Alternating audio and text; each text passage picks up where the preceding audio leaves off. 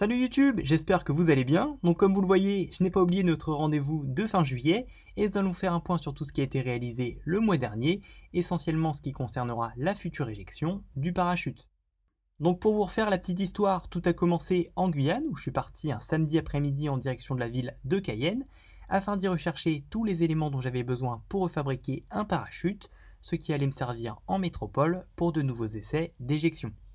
D'ailleurs, il est bon de noter que lors de cette refabrication du parachute, la méthode utilisée n'a pas changé par rapport à ce qui avait été présenté dans cet épisode, donc n'hésitez surtout pas à aller voir cette vidéo aussi, si vous avez envie de vous en inspirer pour vos propres expériences.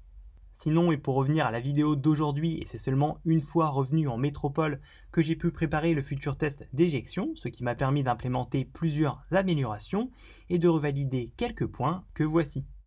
Donc la première chose que je voulais tester avec ce nouvel essai, c'est tout d'abord de remplacer ma poudre noire que j'avais utilisée par une autre poudre déflagrante, notamment à base de Rocket Candy, ce qui m'a donné plusieurs avantages que je peux vous lister ici.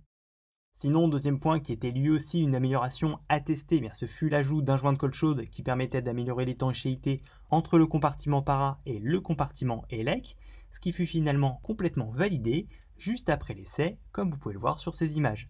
Enfin, dernier point que je voulais aussi confirmer avec ce nouveau test d'éjection,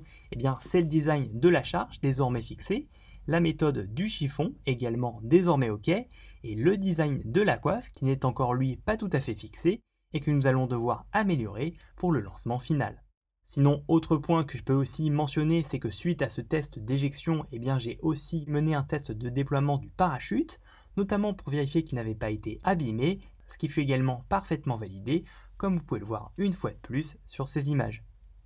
Donc pour conclure cette courte vidéo, un bilan plutôt positif puisque très peu de modifications à entreprendre à la suite de cet essai et on se retrouvera certainement fin octobre pour le lancement de la Fusex version 2 et tester normalement tout ça. A très bientôt pour d'autres vidéos, voici quelques images d'où sera lancée cette Fusex version 2 et je vous dis à plus.